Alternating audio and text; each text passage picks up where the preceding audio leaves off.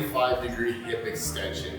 In this video, we're going to talk about biasing the glutes in this movement. Okay? So, a lot of people, when they perform this movement, they really extend at the lower back.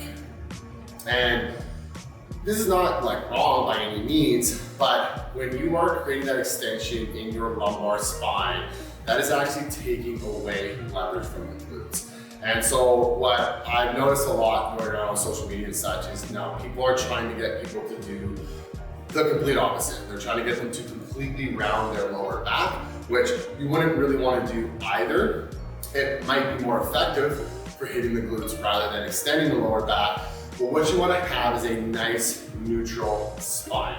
So in order to find that nice neutral spine, what you're going to want to do is you want to think of creating traction in your cervical spine. And what I mean by that is you're going to want to think of pushing the back of your head away from your bum. And what that's going to do is that's going to tell your central nervous system to find your neutral spine. So as unflattering as it is, create a double chin with a nice neutral chin, okay? That's gonna be your neutral spine. So you kind of want to hold that position through the entire movement. So you don't want to necessarily flex or extend the spine. Keep it nice and neutral, nice, brace that core nice and tight, okay?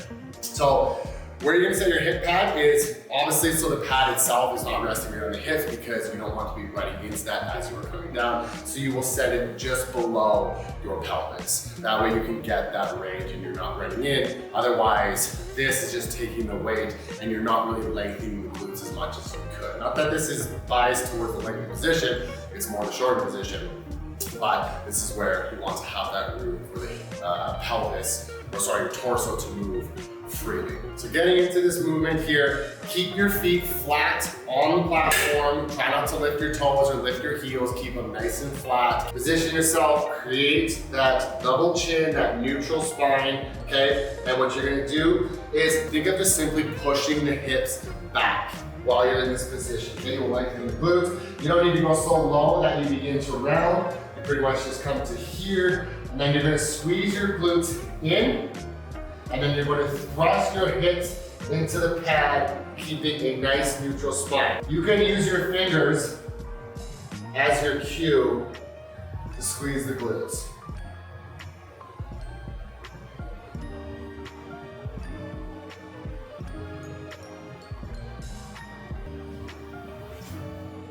So this movement can be done with or without weight.